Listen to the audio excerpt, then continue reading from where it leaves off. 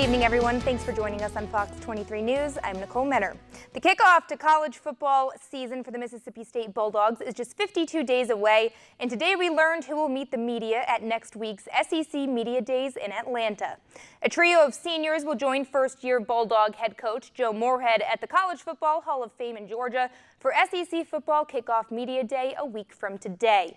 Quarterback Nick Fitzgerald, defensive end Jerry Green, and safety Mark McLaurin will all take their turn speaking to the media about the pending season on July 18th between 8 a.m. and 11:30 on the SEC network. Moorhead hits the podium at 8 a.m. to get the party started. Offensive captain Nick Fitzgerald returns after a leg injury cut his junior season short, while defensive captain Jerry Green will also represent the defense, along with McLaurin, who's a Mississippi native and was named Tax Slayer Bowl MVP last season following his 3-interception performance. So looking forward to that. The men's quarterfinals hit the court today at Wimbledon. 8-time Wimbledon champ Roger Federer faced off against Kevin Anderson, and in a match that took over 4 hours, Federer will be going home after being upset. Ninth-seeded American John Isner kept his Wimbledon run going today after breaking through in the 4th set. Isner advances to the semifinals of a Grand Slam tournament for the first time in his career, where he'll be going up against Anderson.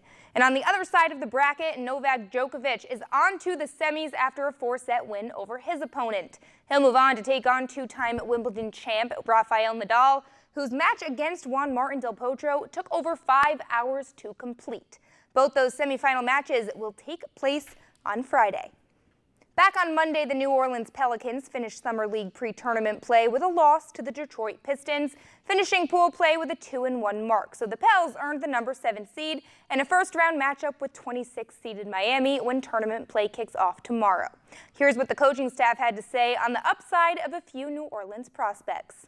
Oh, I think there's been a few guys that have played well and done a good job. You know, I thought that the one thing that I was really happy about, you know, just watching Frank play the few minutes that he did, I think you can see he's going to have a great feel for the game, and that's for a guy that really hadn't played in the last 2 years. So I'm really excited about him, and I think he's going to. I think you're going to see a really good player when he's healthy enough to get on the court. He's been great overall. I mean, his obviously his shot-making ability.